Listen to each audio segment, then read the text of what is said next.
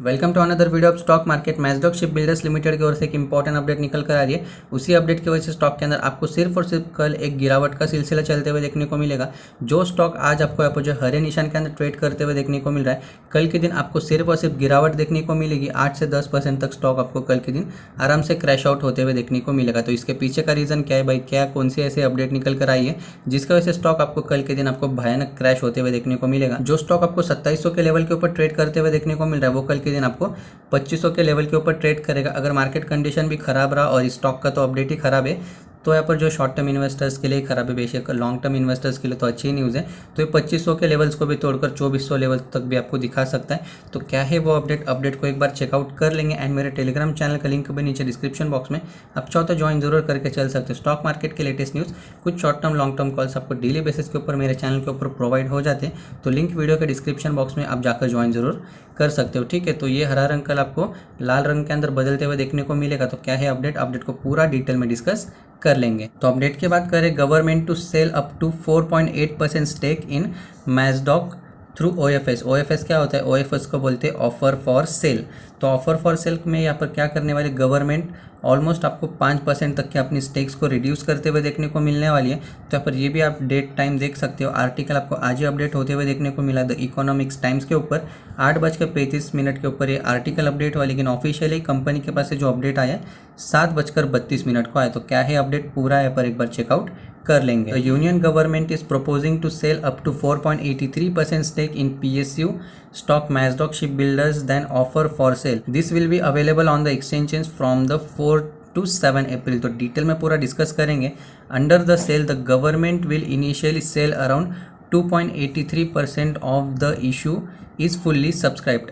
तो गवर्नमेंट यहाँ पर क्या करने जा रही है, 2.83 जो अपना परसेंट है स्टेक, उनका जो स्टेक है प्रोमोटर एज अ स्टेक जो प्रेसिडेंट ऑफ इंडिया के नाम पे, वही गवर्नमेंट का आपको स्टेक देखने को मिल रहा है। तो गवर्नमेंट यहाँ पर क्या करने वाली है, फर्स्ट ट्रांचेस के अंदर कंपनी 2.83% का यहाँ पर जो है सेल करने वाले जो उनके होल्डिंग्स है स्टॉक के अंदर, ठीक है। तो अगर ये पूरा सब्सक्राइब होता है तो गवर्नमेंट क्या करने वाले, एडिशनली और 2% तक की स्टेक्स यहाँ पर जो है बेच सकते हो। तो टोटल यहाँ पर स्टेक कितना हो गया, 4.83% जो अभी हमने यहाँ पर हेडिंग्स के अंदर पढ़ा।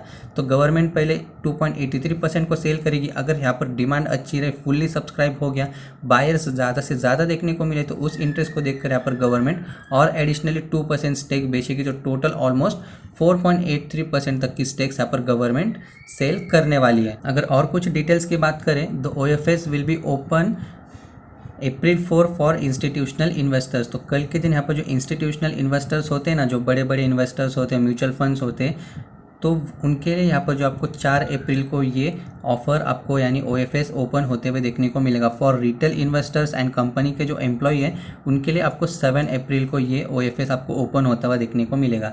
तो पर इंस्टीट्यूशंस के लिए 4 अप्रैल एंड रिटेल इन्वेस्टर्स के लिए बेसिकली 7 अप्रैल का आपको ये OFS का डेट्स आपको देखने को मिल रहा है। और फ्लोर प्राइस की बात करें तो 2525 पर शेयर का यहाँ पर OFS दिया गया है। तो इस डिस्काउंट के ऊपर यहाँ पर इन शेयर्स को यहाँ पर जो अलॉट करने मैजडॉक शिप बिल्डर्स जो यहाँ पर 4.83% के स्टेक्स बेच रही है ना, तो यहाँ पर जो 2500 के भाव के ऊपर रिटेल इन्वेस्टर्स, इंस्टीट्यूशनल इन्वेस्टर्स को ये यहाँ पर शेयर्स अलॉट करने वाले। तो बाय डिफ़ॉल्ट जो शेयर है उसको 2525 तक के लेवल के ऊपर तो आना ही पड़ेगा। अगर डिमांड अच्छी रहे तो कंपनी आपको जो 2550 तक के लेवल्स के ऊपर भी आ सकती है, वहाँ से बाउंस बैक कर सकती है। अगर डिमांड खराब रहे तो कंपनी इवन आपको यहाँ पर जो है 2450-2480 तक के भी लेवल्स आपको दिखा सकती है, अगर वीकर डिमांड रही तो, ठीक है। तो ये बेस प्राइस आपको देखने को मिल रहा है। जो भी यहाँ पर इस बिड के अंदर अप्लाई करेगा, इंस्टीट्यूशनल्स, रिटेल इन्वेस्टर्स, जो पर्टिकुलर उनके जो डेट्स यहाँ पर प्रोवाइड किए गए, तो यहाँ पर जो है 2525 के आसपास उनको ये शेयर्स जो है अलॉट हो जाएंगे, ठीक है। And total number of shares की बात करें, जो यहाँ पर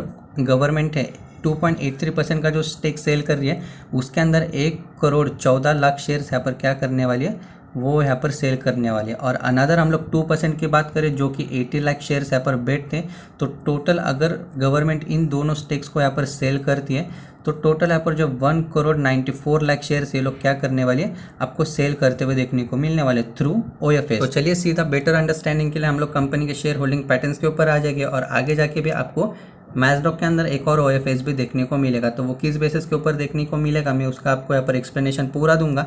तो अभी यहाँ पर जो प्रोमोटर है वो कौन है, सिर्फ और सिर्फ आपको द प्रेसिडेंट ऑफ इंडिया आपको मैजडॉक का प्रोमोटर देखने को मिलता है जिसके पास 84.83% के स्टेक है। तो अभी 2 ट्रंचेस के अंदर यहाँ पर जो है प्रेसिडेंट ऑफ इंडिया अपने स्टेक्स को सेल कर रही है 4.83% के, तो इनके पास रिमेनिंग स्टेक कितने हो जाएंगे 80% के। So according to SEBI security exchange board of India, जो भी कंपनी मार्केट के अंदर लिस्ट होती है उनके पास मिनिमम यहाँ पर जो 75% तक की होल्डिंग्स होनी चाहिए, बाकी 25% तक की होल्डिंग्स उनको यहाँ पर जो पब्लिक को अलॉट करनी होती है। तो इस 4.83% का जो अलॉटमेंट है वो यहाँ पर एग्जीक्यूट होने के बाद भी मैजडॉक के पास 80% तक की होल्डिंग्स अभी भी आपको रिमेनिंग देखने को मिलती है। तो आगे जाके 6 महीना, 1 साल, 2 साल, 3 साल के बाद भी फिर से कंपनी के अंदर आपको यहाँ पर एक OFS आते हुए देखने को मिलेगा। उस OFS के अंदर मिनिमम यहाँ पर जो है 5% का स्टेक मैजडॉक को सेल करना पड़ेगा due to SEBI rules and regulations. इससे ज़्यादा भी कर सकती है, लेकिन मिनिमम हम लोग अगर बॉर्डर लाइन की बात करें तो 75% तक की होल्डिंग्स इनको यहाँ पर जो है एलिजिबल होती है कोई भी कंपनी के लिए। अगर हम लोग FIs की बात करें तो कंजिक्यूटिव सेशन से यहाँ पर जो FIs ने अपने होल्डिंग्स को कम किया, लेकिन लास्ट क्वार्टर से अपने होल्डिंग्स को स्लाइटली इंक्रीज किया है। अगर DIs की बात करें तो उन्होंने भी अपने यहाँ पर जो स्टेक्स को यहाँ पर कम किया था, लेकिन लास्ट टू लास्ट क्वार्टर से यहाँ पर कुछ लास्ट कंजिक्यूटिव क्वार्टर से DIs ने भी अपने होल्डिंग्स को बढ़ाया हुआ है। एंड पब्लिक की बात करें तो पब्लिक के पास अभी आपको करंट सीनियरों में होल्डिंग्स आपको 12% तक की देखने को मिल रही है। लेकिन ओवरऑल स्टॉक अच्छा, डिफेंस से रिलेटेड कंपनी है, सबमरीन्स वगैरह बनाती है, डिफेंस से रिलेटेड यहाँ पर कुछ प्रोडक्ट्स बनाती है, तो काफ़ी अच्छी कंपनी है। लॉन्ग टर्म के लिए काफ़ी अच्छा वेल्थ बनते हुए देखने को मिलेगा, क्योंकि हर कंट्री चाहती है कि अपना डिफेंस सिस्टम वो स्ट्रॉन्ग करें। अगर कोई भी कंट्री उनके ऊपर अटैक करती है तो उस अटैक का वो यहाँ पर जो है अच्छी तरीके से उसको डिफेंस कर पाए और पलट कर अटैक भी करे, जिससे कि उनका कंट्री सेफ हो। तो डिफेंस वाले स्टॉक्स आपको काफ़ी अच्छे और काफ़ी लॉन्ग टर्म ग्रोथ के अंदर आपको उनके अंदर पोटेंशियल देखने को मिलता है। तो अगर मैजडॉक शिप बिल्डर्स के अंदर आप एंट्री बनाने की सोच रहे हो तो इस डिस्काउंट का आप फायदा जरूर उठाकर चल सकते हो। एंड अभी जो OFS का करेक्शन आएगा, जो स्टॉक अभी 2500 के आसपास आएगा ना, तो यहाँ पर करेक्शन आपको 1 हफ्ता 2 हफ्ते के अंदर वो पूरा फिलअप भी हो जाएगा। जो कंपनी 2700 के आसपास चल रही है ना, वो भी आपको कंपनी फिर से रिटेन कर लेगी। लेकिन यहाँ पर शॉर्ट टर्म के अंदर कुछ गिरावटें बन सकती हैं। जो शॉर्ट टर्म ट्रेडर्स होते हैं जिन्होंने आज शेयर्स के अंदर एंट्री लिया होगा, जो BTST वाले प्लेयर्स होते हैं, उनके लिए थोड़ा सा आपको निगेटिव न्यूज़ देखने को मिल रही है करंट बेसिस के हिसाब से। अगर फॉर एग्जांपल मैं आपको बताऊं, अगर कोई बंदे ने आज के ट्रेडिंग सेशन के अंदर स्टॉक के अंदर 2738 के प्राइस के ऊपर अगर उसने एंट्री लिया है BTST के हिसाब से, अगर वो सोचता है कि मैं अभी स्टॉक के अंदर एंट्री करूँगा, कल गैप अप ओपनिंग होगा तो मैं यहाँ पर कुछ गेंस के साथ बेच दूंगा। अगर वो एक दिन के लिए भी शेयर्स को खरीदता है, लेकिन कल स्टॉक कहाँ पर खुलेगा, 2500 के आसपास खुलेगा, यानी 2550 के आसपास भी खुल सकता है। एग्जांपल कोई भी हो सकता है, ठीक है। तो यहाँ पर अगर वो इस प्राइस के ऊपर बेचेगा तो उसको लॉस होगा, तो वो शॉर्ट टर्म इन्वेस्टर के हिसाब से उसके लिए वो लॉस है, ठीक है। अगर उसको रुकना है, अगर उसको लॉस रिकवर करना है तो वो क्या करेगा, उसके अंदर रुकेगा। जो शॉर्ट टर्म इन्वेस्टर्स है वो बेसिकली थोड़े लॉन्ग टर्म इन्वेस्टर्स भी स्टॉक के अंदर बन सकते हैं, अगर उनको लॉस बुक नहीं करना होगा। अगर लॉस बुक कर सकते हैं तो वो उनका ट्रेडिंग स्ट्रैटेजी हो सकता है, ठीक है। तो शॉर्ट टर्म इन्वेस्टर्स के लिए थोड़ी सी आपको बैड न्यूज़ देखने को मिल रही है, जबकि लॉन्ग टर्म इन्वेस्टर्स के लिए अच्छी न्यूज़ है।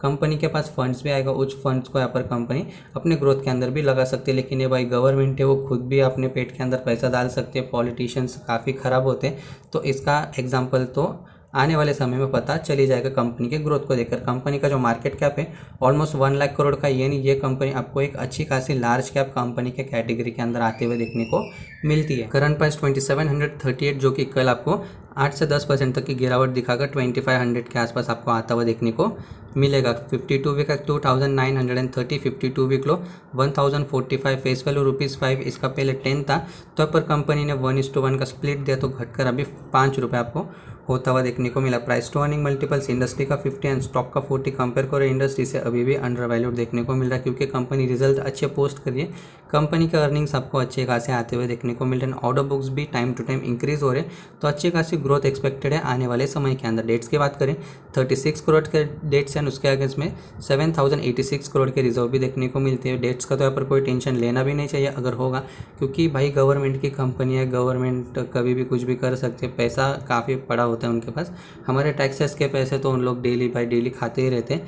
मिडिल क्लास को और मिडिल क्लास कर रहे हैं, और जो हायर क्लास है वो तो और अमीर होते ही जा रहे हैं। तो ये थे कुछ important updates about Mazdock ship builders limited. अगर आपके कोई भी डाउट्स हो तो आप मुझे कमेंट सेक्शन के अंदर पूछ सकते हैं, मैं वहाँ पे आपके क्वेरीज रिजॉल्व करने की कोशिश जरूर करूँगा। एंड किसी भी स्टॉक में इन्वेस्टमेंट करने से पहले एक बार अपने फाइनेंशियल एडवाइजर से भी डिस्क्लोज जरूर कर लेना। फिर मिलता है किसी नए इंटरेस्टिंग वीडियो के साथ, तब तक के लिए बाय बाय।